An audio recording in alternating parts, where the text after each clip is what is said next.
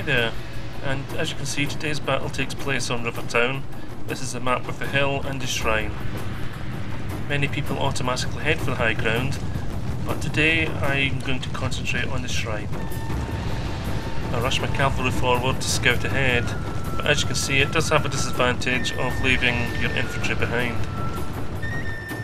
As it transpires, my opponent had assumed that I would be going for the high ground, and had set up ambushes with 4 ninja units up on the hill. Luckily enough for me, that's not what I did. My opponent had also deployed a 5th ninja unit at the shrine, and he was stealthily trying to capture the shrine when the cavalry arrived. So I wasted no time in attacking his ninja with my cavalry.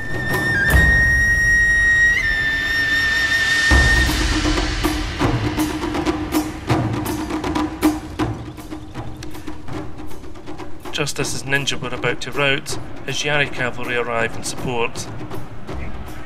But he splits his cavalry to pursue my horse archers, which allows me to maximise my local superiority in cavalry numbers. The infantry of both armies is still too far away to offer support, so this is an all-cavalry affair. My opponent realises that his cavalry is in trouble and breaks off from chasing my bow cavalry and sends in his other unit of Yari cavalry to try to rescue the situation.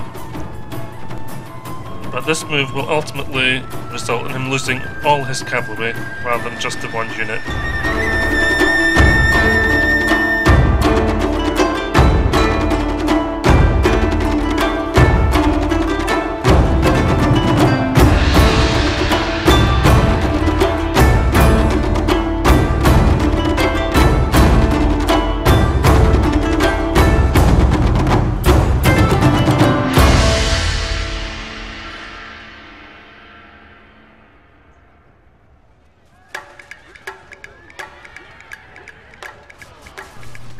As the cavalry engagement concludes, the infantry contingent of both armies begin to arrive.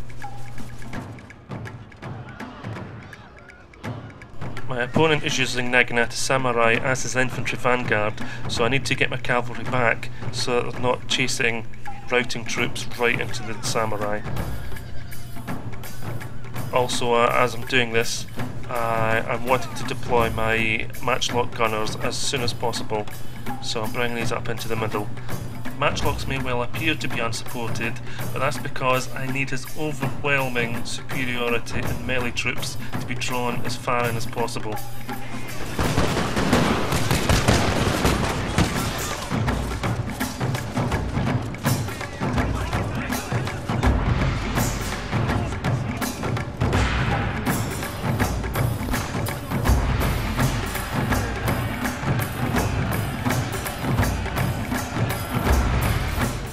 I've actually got 2 sword units standing by. One unit to hit his naginata head on, and the other unit to flank.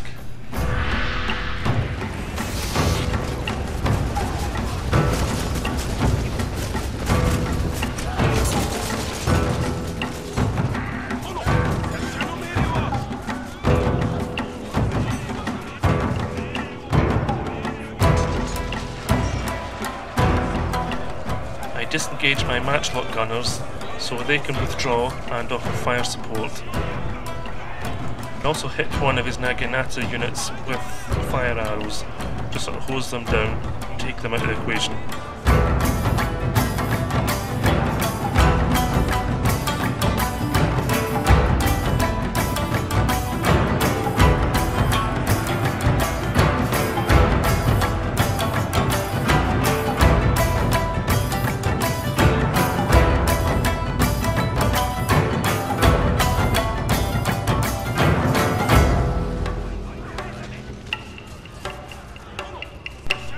I now send down the sword unit I placed on the flank.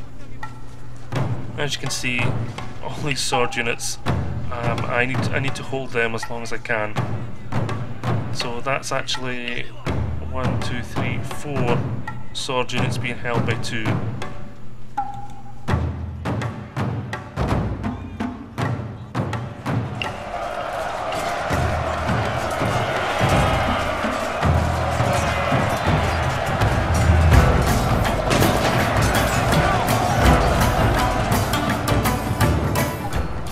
It was at this stage in the battle that I became aware that he had another 4 units of Kishu Ninja, and as you can see, making a bit of a mess there of one of my units.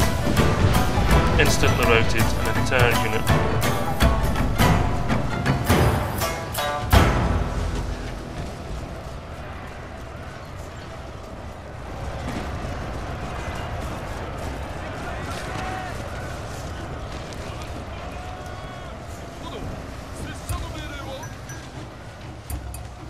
So now I've got a big gaping hole in my centre, and his troops are rushing in, filling in that gap. This actually means that his second barrage on the same spot is mainly killing his own troops, not mine.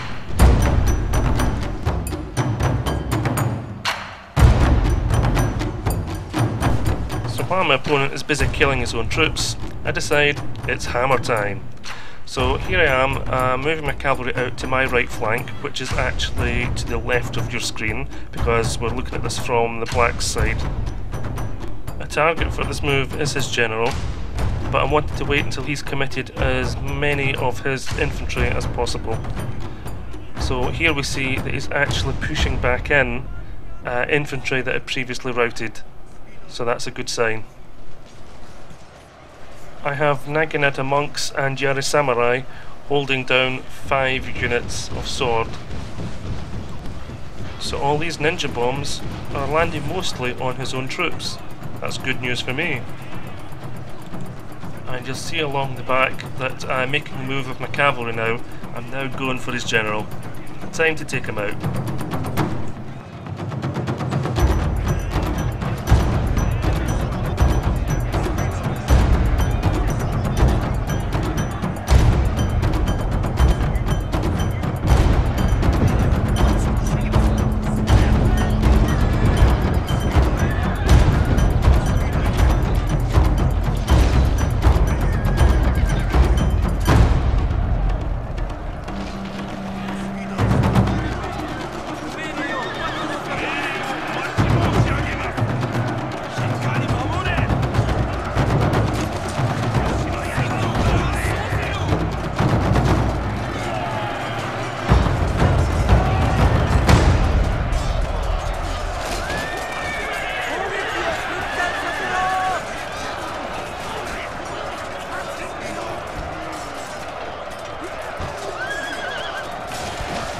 His general dead, his archers routed,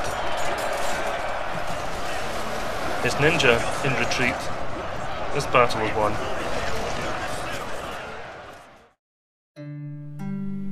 It was at this stage in the battle that my opponent rage quit. Thankfully, I was still able to save replay, obviously, because we're watching it now.